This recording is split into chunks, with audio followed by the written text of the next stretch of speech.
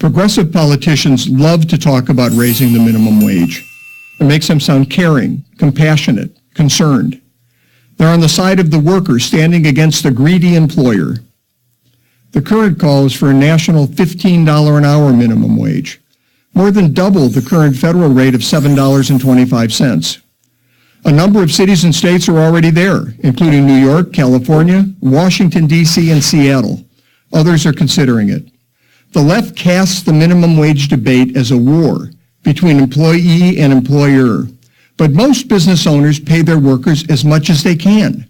Finding and keeping good people is the hardest part of any employer's job. I know.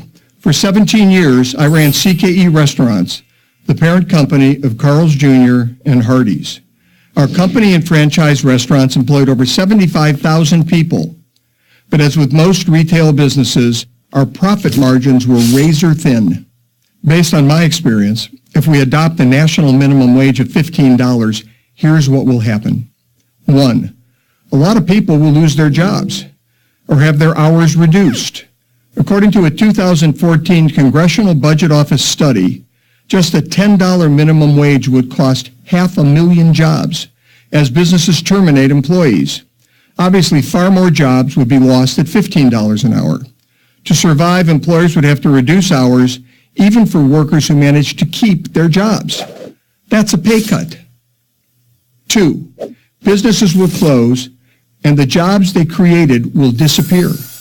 A recent report from researchers at the Harvard Business School found that each $1 increase in the minimum wage results in a 4 to 10% increase in the likelihood of restaurants closing.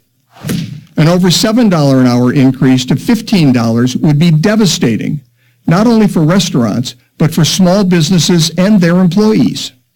3, young people will lose that entry-level job opportunity. My first job was scooping ice cream at a Baskin-Robbins in Cleveland, Ohio in the 1960s.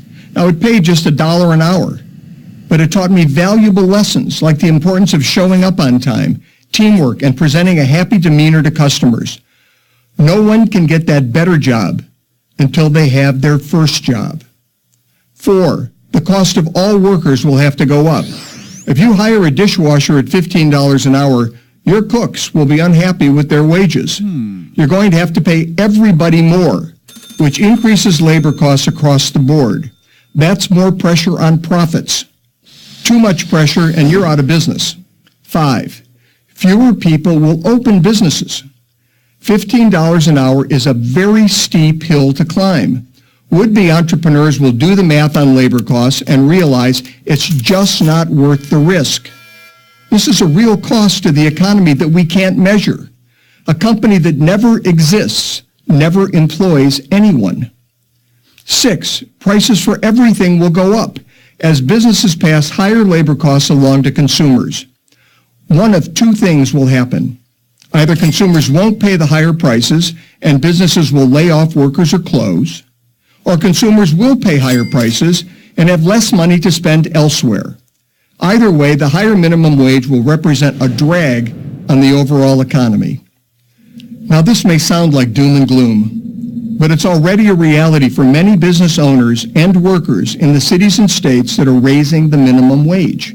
In San Francisco, AQ, a 2012 James Beard Award finalist for the best new restaurant in America, saw rising labor costs drive its profit margins down from 8.5% in 2012 to 1.5% by 2015. So it shut the doors. Jeremy Marin's chain of Cuban restaurants in New York closed 2 locations because of minimum wage increases and has raised prices at the restaurants he's still operating. The minimum wage, he said, is going up too fast. We can't catch our breath. Kevin McNamee is a chiropractor in California. I'll be moving my 2 companies out of Los Angeles, he wrote in a letter to the New York Times.